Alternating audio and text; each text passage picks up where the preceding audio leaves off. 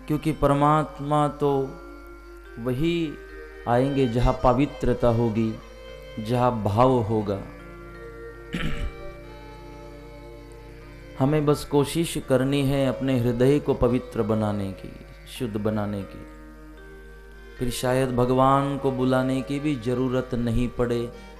भगवान सामने से आकर अपने हृदय में विराजमान हो जाएंगे, प्रकट हो जाएंगे। उस परमात्मा का हमें अनुभव हो जाएगा।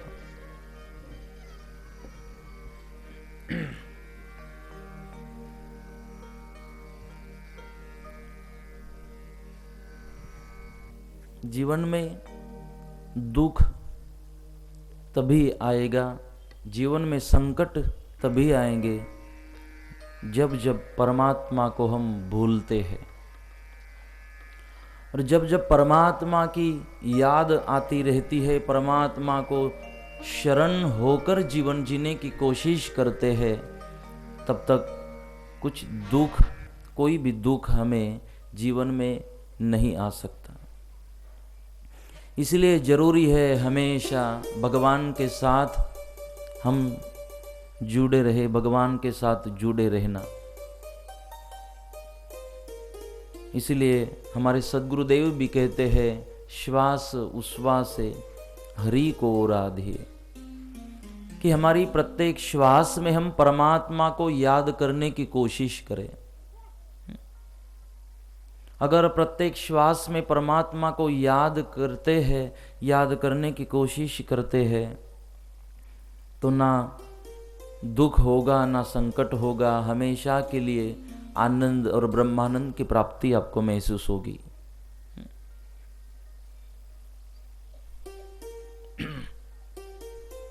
हम समय को बर्बाद न करते हुए हमारे जीवन का प्रत्येक क्षण बस सत्कर्म करने की कोशिश करते रहे। संत तो कहते हैं, उसे याद तो कर, उसे याद तो कर, समय बर्बाद न कर, समय बर्बाद न कर।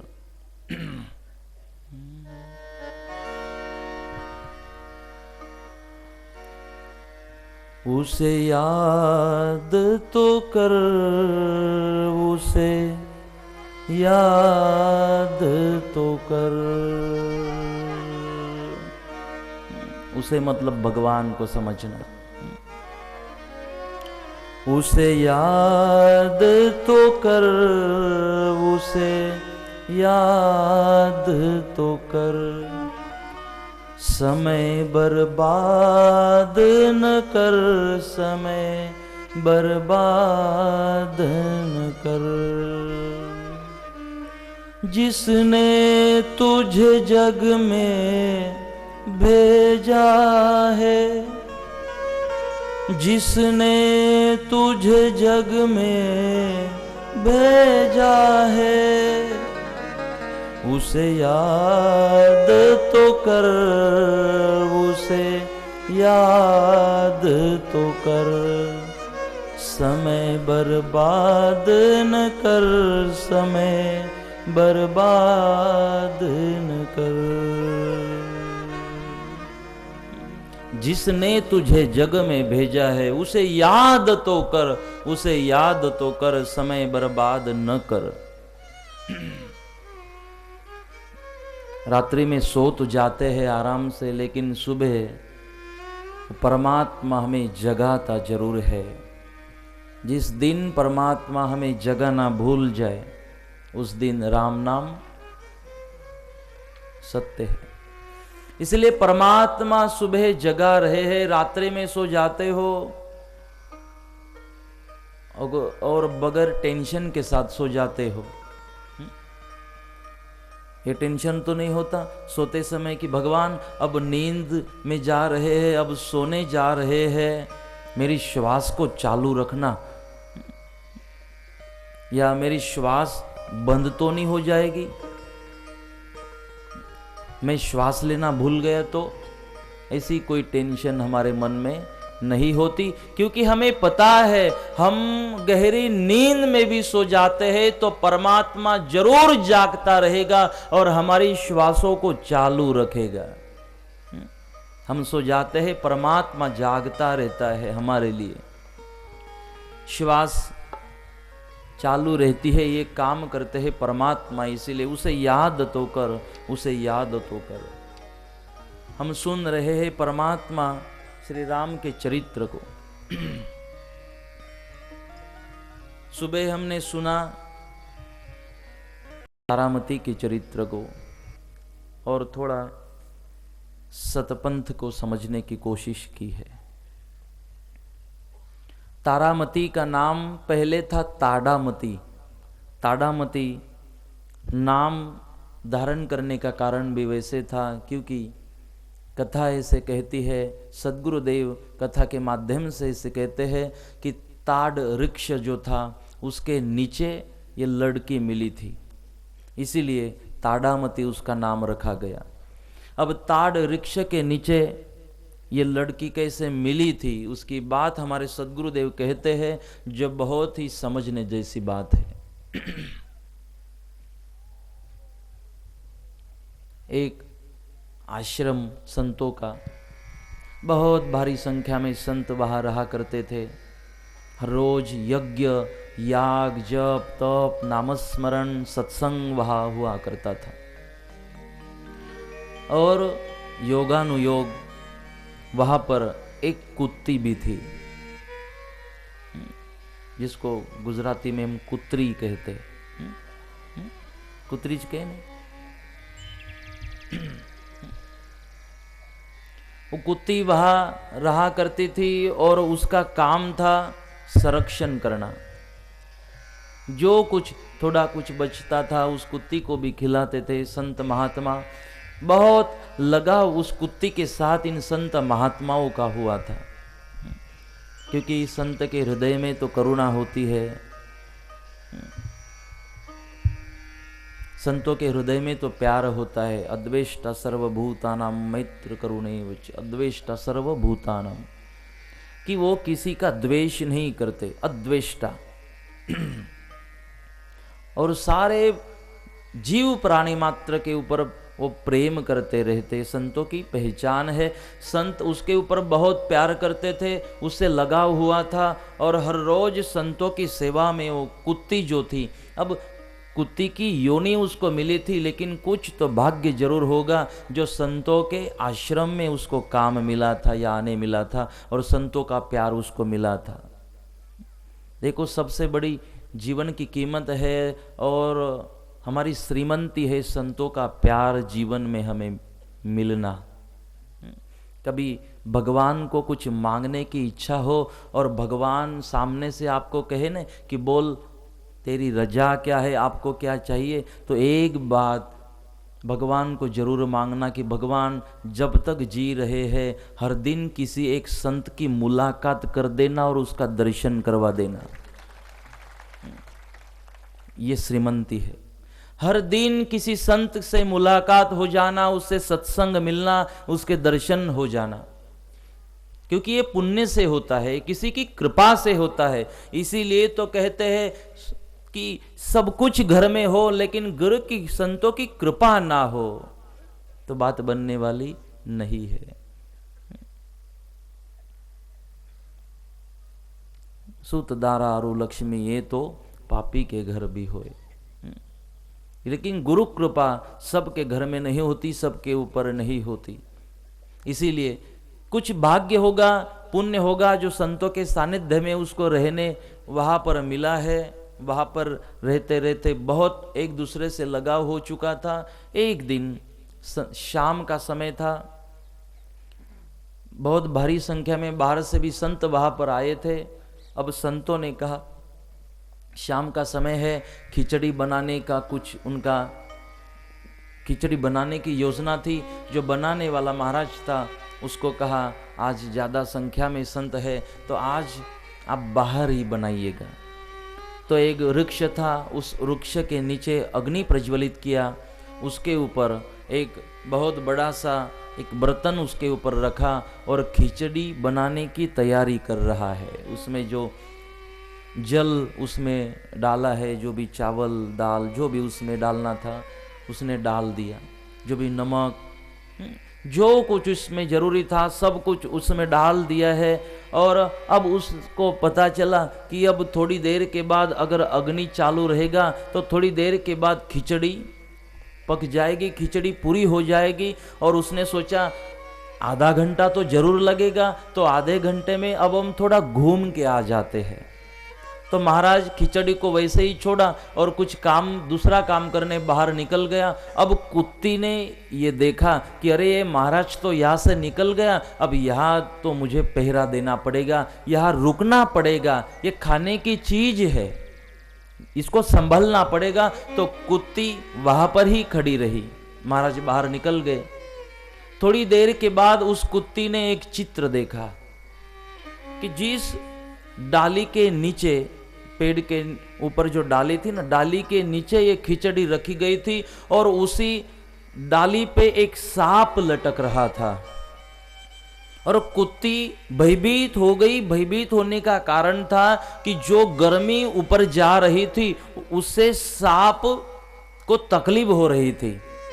सांप को तकलीफ के कारण समझ में नहीं आ रहा था कहाँ जाए।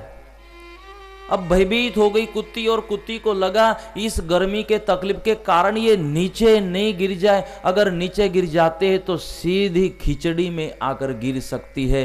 तो वो देख ही रही थी, लेकिन गर्मी इतनी ज्यादा थी कि अगले क्षण में जो सांप लटक रहा था बेशुद्ध अवस्था में नीचे आकर गिरा। और जैसे गिरा खिचड़ी के बर्तन में, खिचड़ी में आकर गिरा।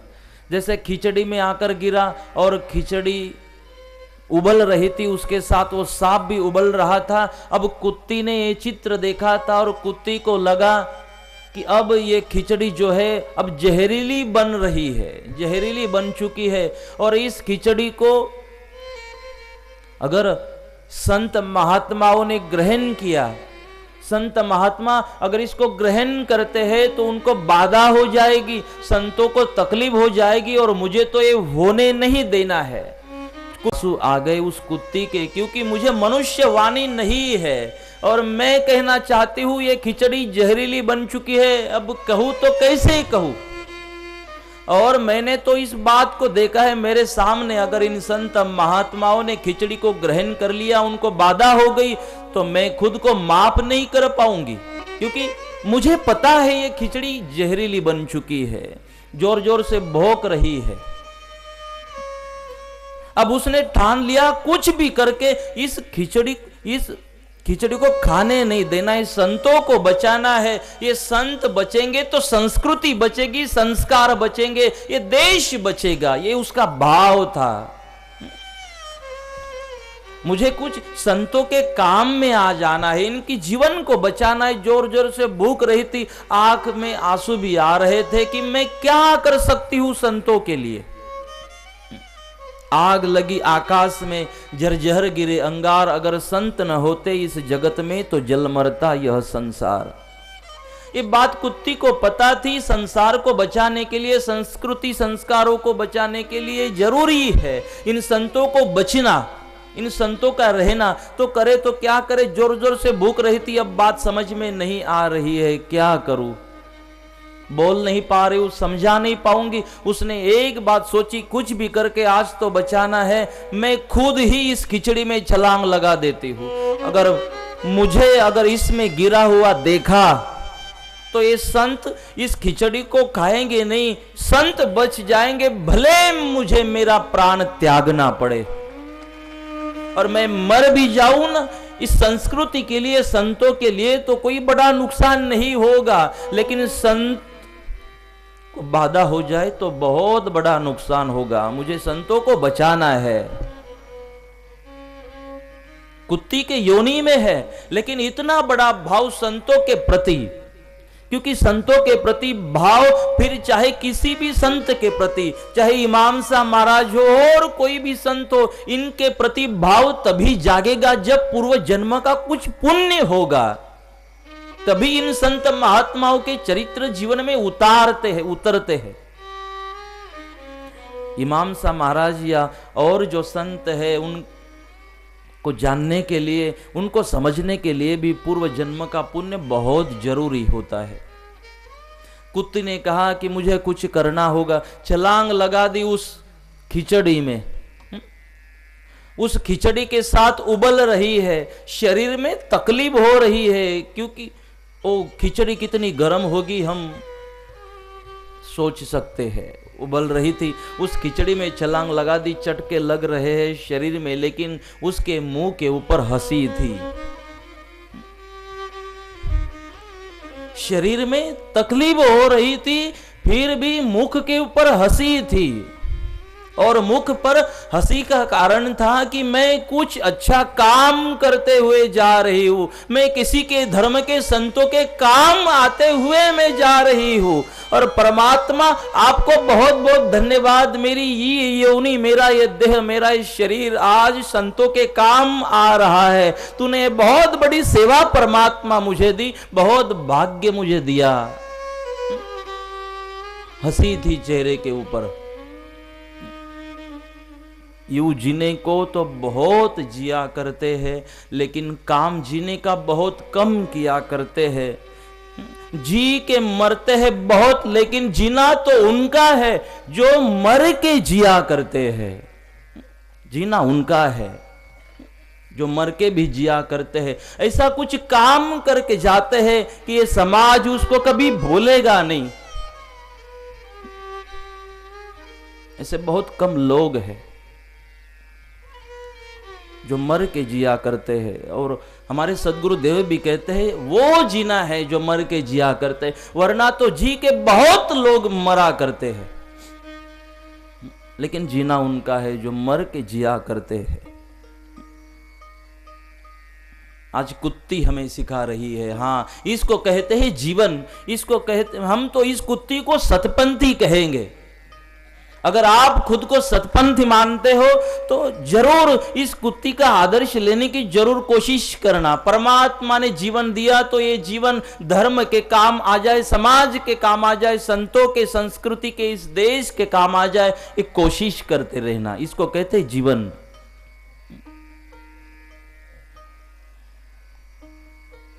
आज इस कुत्ती का जीवन संतों को बचाने के लिए काम आया था। इस वक्त हमें याद भी आ रही है हमारे कांति भाई की।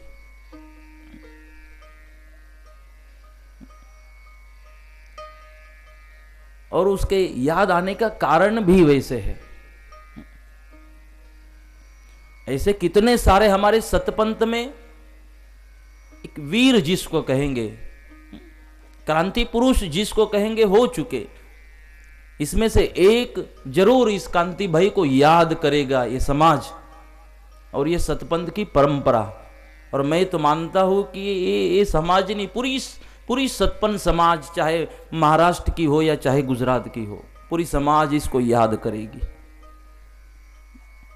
और इसका उदाहरण देने का कारण भी था, इसका बड़प्पन करने की मुझे कोई जरूरी भी नहीं है, क्योंकि ऐसे इन इंसानों ने क्या किया हम सबको पता है। मेरी अपेक्षा है, मैं इनका निमित्त बनाकर आपसे अपेक्षा रखना चाहता हूं, व्यासपीठ आपसे अपेक्षा रखना चाहता है, हम भी ऐसा कुछ करने की कोशिश करें, कुछ करके दिखाने की कोशिश करें। जिस सदगुरु को मानते उन सदगुरु के लिए कुछ करने की कोशिश करें। जिस समाज में है उस समाज के लिए, जिस देश में उस देश के लिए कुछ करने की जरूर कोशिश करें। तभी जीवन का कल्याण होगा, तभी ऋण से मुक्त हो पाएंगे। उनकी याद आने का कारण भी यही है कि कांति भाई ने भी शायद यही किया, संतों को और सतपंथ को बचाने के लिए खुद की आहुति दी है, इसीलिए मुझे याद आई।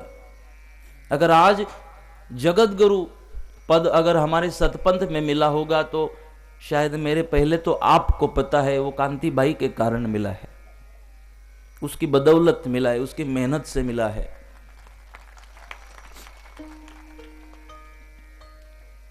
पावर तो प्रेरणापीठ पिराना में थी ही, उतनी ऊर्जा तो प्रेरणापीठ पिराना में थी ही, लेकिन माध्यम तो बनना जरूरी था। उस माध्यम को हम याद कर रहे हैं और अपेक्षा रखते हम भी ऐसी चीजों के लिए माध्यम बने। कुत्ती ने अपने जीवन को सार्थक कर दिया। कुत्ती ने दिखा दिया कि नाम इसका होता है, इसको जीवन कहते हैं, जो किसी के काम आ जाए। इसीलिए हमने कहा जीना उनका है जो मर के जिया करते हैं। और एक बात अच्छी हुई कांति भाई के बारे में कि जब वो थे तब सतपंथ रत्न पुरस्कार उनको दिया गया, वरना बाद में हम बहुत पछताते। अगर उनके बाद उनको ये पुरस्कार देते ना तो ये पुरस्कार मायने नहीं रखता कि हमने बहुत हम लेट हो चुके, बहुत हमने बड़ी गलती कर दी और हमें देर हो गई, हमें पश्चाताप होता। लेकिन ये तो सदगुरु की कृपा, सदगुरु ने ये सद्बुद्धि हम सबको दी और उनको हमने पुरस्कार के लिए तो वैसे उन्होंने काम किया ही नहीं था लेकिन ये तो एक अपना आदर था, एक सम्मान था। इसीलिए बस ऐसे हम कुछ करने की कोशिश करें, कुछ करके दिखाने की कोशिश करें। कुत्ती के शरीर को तकलीफ हो रही थी और तकलीफ होते होते भी मुख पर हंसी थी। और हंसी का कारण क्या था कि मैं कुछ अच्छा करके जा रही हूं, किसी के काम आ रही हूं।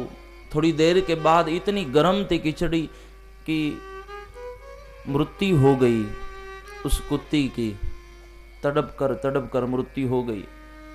थोड़ी देर के बाद जब महाराज आया, उसने देखा इसमें तो कुत्ती ने छलांग लगा दी। अरे रे कुत्ती, तुझे भूख लगी थी तो मुझे मांग लिया होता बाद में तो हम दे ही रहे थे आपको।